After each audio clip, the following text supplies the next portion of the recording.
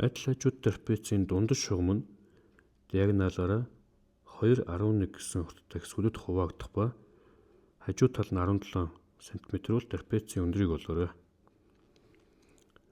За зураг дээр бол дундаж шугамын EF-ээр төрсөлсөн байна. За энэ дундаж шугам нь диагоналаараа 2.11 см-тэй хэсэгт хуваагдана гэдэг нь EM-ийн нурт нь 2, EMF-ийн нурт нь 11 гэсэн үг болно. Нэгдүгээрт.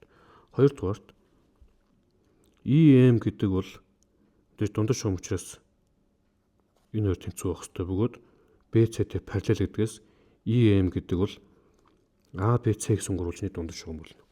Дундаж шугам гэдэг бол суурьасаа 2 дахин бага байдаг учраас энд нь 4 гэж гарч ирнэ. За яг үүнтэй адилханаар EMF нь бас ACD гурвалжны дундаж шугам болно. Эндээс AD-гийн урт нь бол 22 гэж гарч ирэх юм байна. За AD-гийн уртыг олцсон. BC-гийн уртыг олцсон. Тэгвэл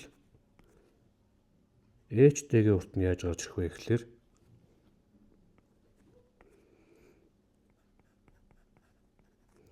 AD-гээс BC хасаад 2 тугааж олдно. Адил хажуу трапез учраас.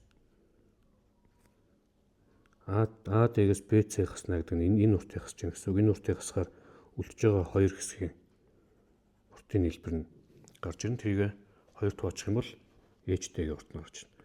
За тэгээд эн чинь AD нь 22 байгаа. BC нь 4 байгаа. Ингээд 2 тугаахлаар 9 болох нэ. За энэ 9-тэй тэнцүү. За хажуу талын урт 17-тэй тэнцүүгээд анхнаасаа өгсөн байгаа.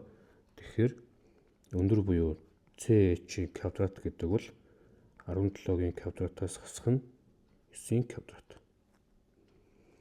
За энэ бол квадратуудын ялгуурын томьёо ёсоор 17-оос хасах нь 9, 17 дээр нэмэх нь 9. За энэ бол 8 болно. Энэ болохоор 26 болно. За энэ чинь юу гэсэн үг вэ гэхээр 16 гүрчих нь 13. За тэгээд өндөр бол 4 язгуур дор 13 гэж гарч ирнэ.